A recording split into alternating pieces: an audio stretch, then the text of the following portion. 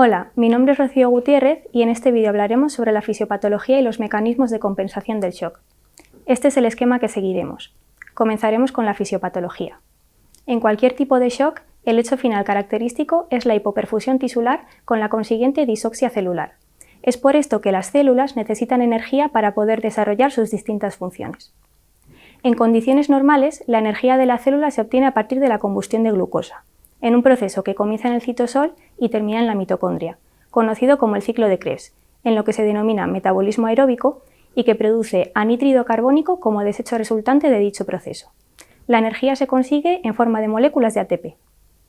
En situaciones de falta de oxígeno, la célula debe seguir consumiendo glucosa para conseguir la energía que sigue necesitando, pero lo hace por un mecanismo diferente, el metabolismo anaeróbico, el cual produce ácido láctico y potasio como productos de desecho, y además es menos eficiente porque forma menos unidades de ATP. Como consecuencia de esta menor producción de energía, se disminuyen o paralizan procesos celulares dependientes de energía. Se produce una alteración de la formación de la membrana celular, lo cual condiciona a su vez una alteración en su permeabilidad, que lleva a su vez a una alteración en el intercambio de sodio y potasio, que ocasiona edema celular por secuestro osmótico por parte del sodio que permanece dentro de la célula en cantidades excesivas. Por último, en un momento más tardío, la reperfusión de los tejidos que han estado hipóxicos conduce a la aparición en la circulación sistémica de radicales libres y productos de desecho producidos durante el metabolismo anaerobio, que continúan lesionando las células, sobre todo a nivel de las membranas celulares y de la dotación cromosómica.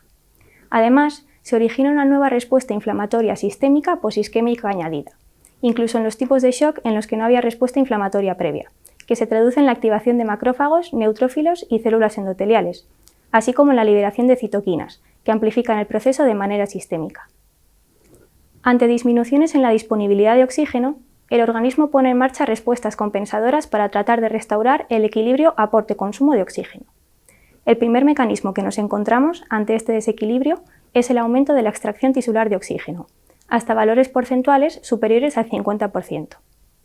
Cada órgano del cuerpo tiene un nivel distinto de tolerancia a la hipoxia, así como de extracción de oxígeno, lo que conocemos como umbral anaeróbico, a partir del cual no podrá mantener el metabolismo aeróbico y el consumo de oxígeno se vuelve dependiente del aporte. La relación entre el aporte y el consumo de oxígeno puede plasmarse teóricamente en una curva.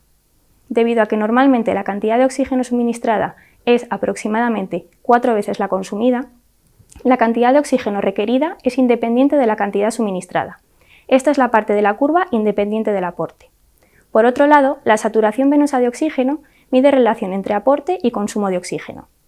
Si el aporte de oxígeno disminuye, las células pueden extraer más oxígeno, es decir, aumenta la extracción de oxígeno, para mantener los niveles de consumo normales. Una vez agotados los mecanismos compensadores, la cantidad de oxígeno consumida depende ahora de la suministrada. Esta es la parte del gráfico dependiente del aporte.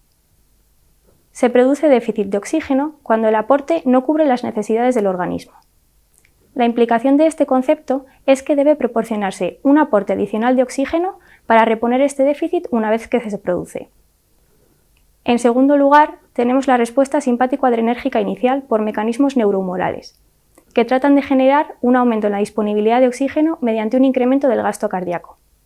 Tendremos una mayor actividad simpática, tanto neuronal como por incremento de las catecolaminas de la médula suprarrenal, liberadas en respuesta a la hipotensión y a la hipoxia, una activación del eje renina-angiotensina-aldosterona, así como liberación de hormona antidiurética o vasopresina, ambas en un intento de retener sodio y agua para aumentar el volumen efectivo circulante. También se produce una secreción de factor natriurético auricular en respuesta a la hipovolemia.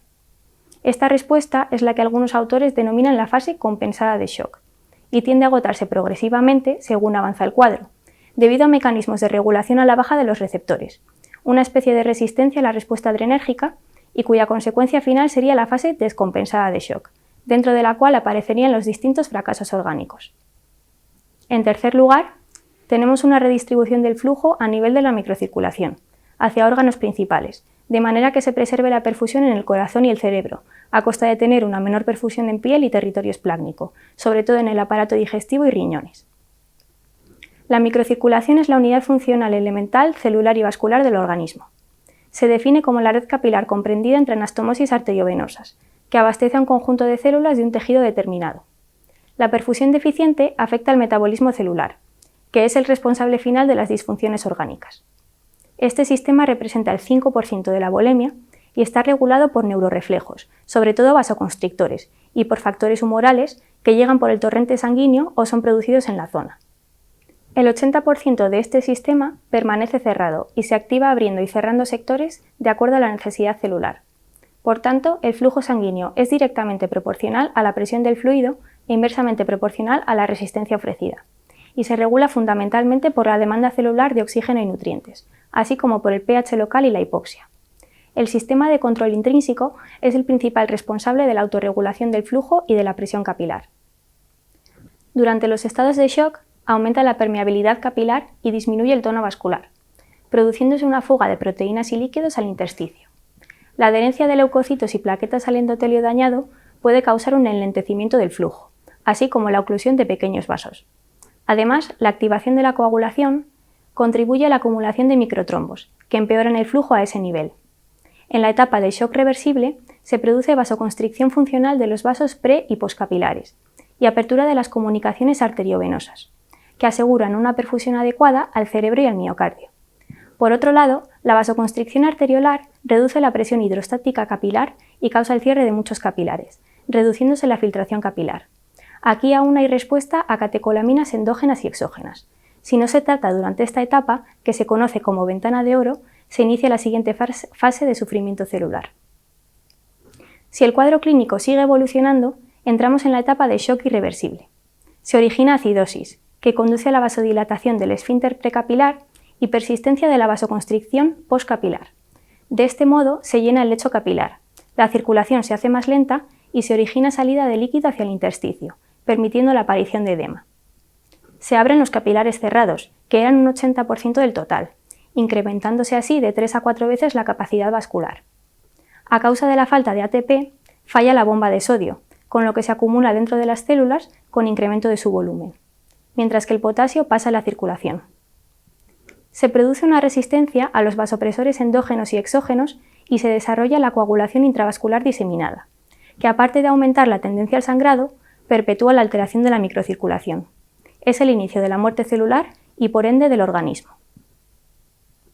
Como establecemos una prioridad de mantenimiento para preservar la perfusión cerebral y coronaria, el flujo esplácnico se ve rápidamente comprometido, por lo que se produce lesión tisular mediante dos mecanismos distintos. Por hipoxia e isquemia de la mucosa intestinal se produce una pérdida de la barrera celular epitelial normal. Por el mecanismo de reperfusión se produce una acumulación de oxidantes tóxicos, lesión celular directa por alteración de la integridad de la membrana celular y también quimiotáctica, que produce infiltrado de granulocitos con mediadores preinflamatorios, como pueden ser la interleuquina 6 y el factor de necrosis tumoral alfa. Estas anomalías de la mucosa intestinal alteran su permeabilidad, permitiendo que la flora entérica y las toxinas bacterianas puedan atravesar la pared intestinal, ocasionando la invasión del huésped por vía linfática y porta, fenómeno que se conoce como traslocación bacteriana.